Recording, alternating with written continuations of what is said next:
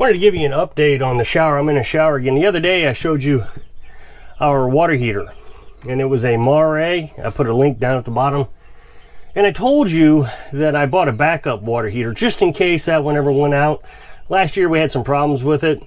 It turned out it was a batteries. You got to have 2 D batteries in there to kind of run the computer to make sure it doesn't overheat, and it starts a little lighter.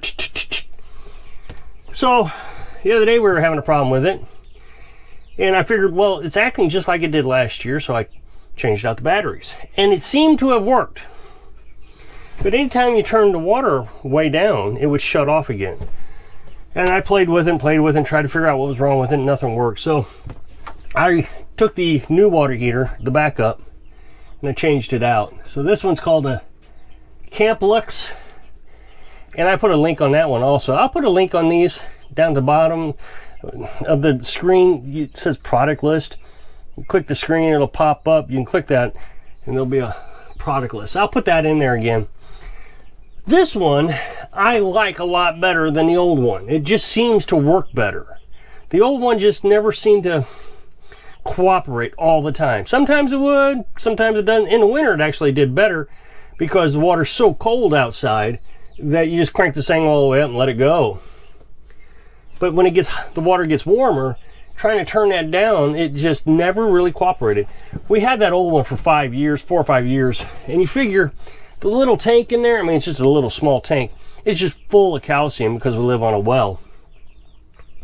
So they're like $160 a piece. Now the way I look at it is, in my regular house that I had for 10 years, I had to replace the water heater twice. That was like $500 or something. I don't know. It was a ridiculously high price, I'm sure. This one, you know, $150, $160 every 5 years, not too bad. But this one's pretty nice. It's more designed for camping too. I mean, you could hook it up either way. But the first thing it has is it's got a little hook here. Of course, I've taken the shower nozzle off, but you can hook that shower, and now you have an actual shower. The old one didn't have that. I didn't ever think about getting one of those. I suppose I could have. But it has quick disconnects, so you can just pop this off. It had one for the incoming water also. I just left that one off. But this one's so much easier to control. I mean, it just controls temperature perfectly. Turn it all the way down. If you want cold water, just turn the propane off. You get cold water. The other one, it would shut off. And so you're always trying to balance it between the shut off and the not to shut off. And this one just works. I really like it a lot better. Now, I don't know if it's because it's new and the old one was just wearing out. But like I said, the old one just always seemed to just not be right. Carolyn said she always struggled with that one. She's not struggling with this one. So now, also, you can change the pressure, the flow, how much water comes out. It's not a big deal with us because we have a water pump that only pumps about 3 gallons a minute. I mean, it's not a lot of water anyways. But so we leave it fully open. But if you turn that down, it slows the water down. A lot of people are talking about you can't have one of these because your pressure varies so much. Well, this regulates the pressure. The slower the water pressure, the slower the amount of water comes through. The less propane you got to use, so you can turn that down. If you speed up and you want more pressure, then water doesn't stay in the tank as long to heat up. So then you have to use more heat. Anything I can do to relieve Carolyn's mental stresses. I've told you many times that she suffers from social anxiety. And I've tried very hard to give her an environment so she doesn't have a lot of stress in life. I mean, when I say stress, I mean, she still wants to do things, you know, laundry, the cooking and the gardening and all that. But the interactions with things, social environments, and even equipment. I mean, imagine, it's frustrating for anybody to be in the shower and it not work. You also get cold water or you're burning yourself. It gets frustrating. Well, if you have anxiety or depression, it just triggers frustrations that you don't need. And so it's like, think about it this way. You have an injury, broken toe, and you keep walking on the toe. It never heals. It never gets better because you're always walking on it. You're always re-injuring it. Every time you step down, you're moving that bones around in your toe. Well, the same thing can happen with Carolyn, is until she can get herself healed, those little triggers can really flare up the mental health issues. So I try to keep them minimized as much as possible. So the water heater is just another example of that. I know when we were in the camper, the shower was probably the most stressful thing that she had to do. I mean, she just hated it. It was cramped. The shower didn't work. Water, the gray water, people knew she was taking a shower because the gray water fall underneath the truck into our little bin that we had. So if there was anybody around, so all those little stresses. And so I'm really happy I was being able to correct some of that. And we were talking about mental health today.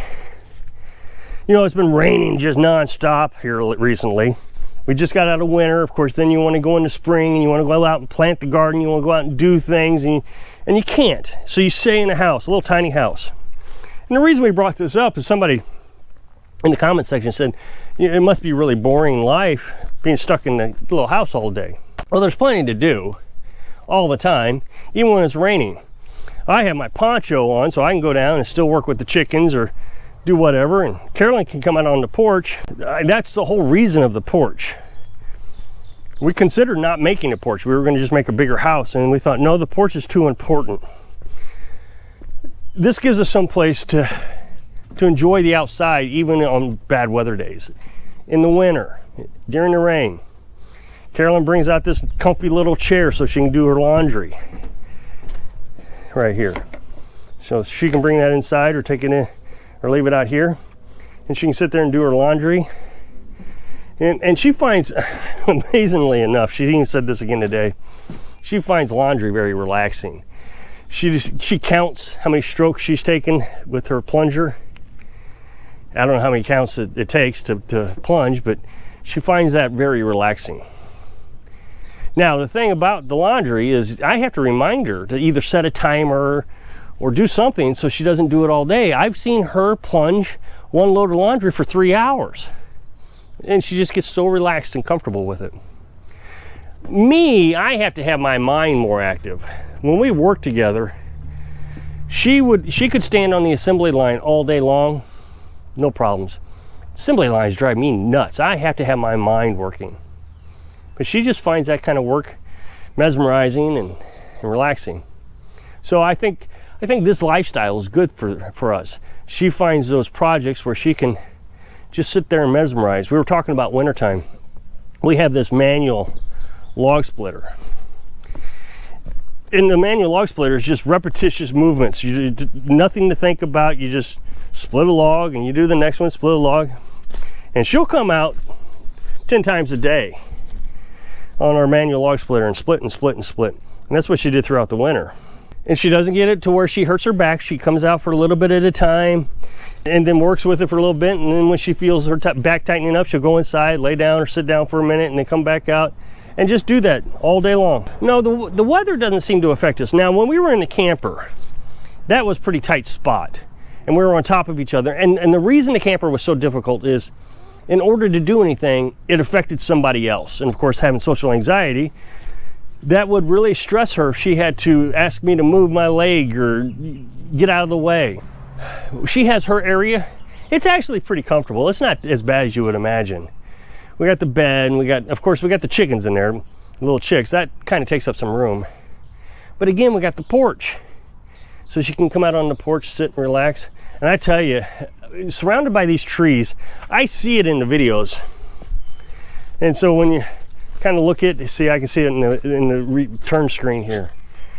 You sit on the porch and you can just mesmerize for hours, sitting there drinking your coffee, watching the squirrels, listening to the birds. It's quite relaxing. Carolyn was talking about, coming out in nature and how that's really relaxing for her. To me, I don't see those things. I don't see that nature is important to me to relax. I can find relaxation pretty easily. I just don't want a lot of stress in my life. I kind of try to prioritize everything in my life, and that's where my biggest problems come in, is when things start overlapping. When you're working 12, 16 hours a day and you just can't get everything done, and I got this planner, and I've missed that, and I've missed that, and I get overwhelmed, and over time you just get so stressed. So when I had my last job working for an employer, you'll know on my very first videos I looked like death warmed over. My eyes were darkened, and I was really bad shape. It took a long time to get out of that mode of just constant tenseness. I thought just a few months after I had quit my job and we were traveling that I was getting better, and I might have been getting better. But I now know that I was still very overwhelmed most of the traveling. Now I'm here. I don't know, I mean, maybe in the future I'll say, no, I was still pretty stressed. I don't feel like it. I feel really, really, really relaxed. Nothing bothers me. There's not anything very pressing. We've got all our lifetime needs taken care of. The biggest thing I got to do now that comes up on a schedule, an actual schedule, is YouTube. I got to make a video every day and get that edited. So I get up in the morning and I make that happen. Then at evening time, I got to put the chickens away. Well, of course, in the morning I let them out.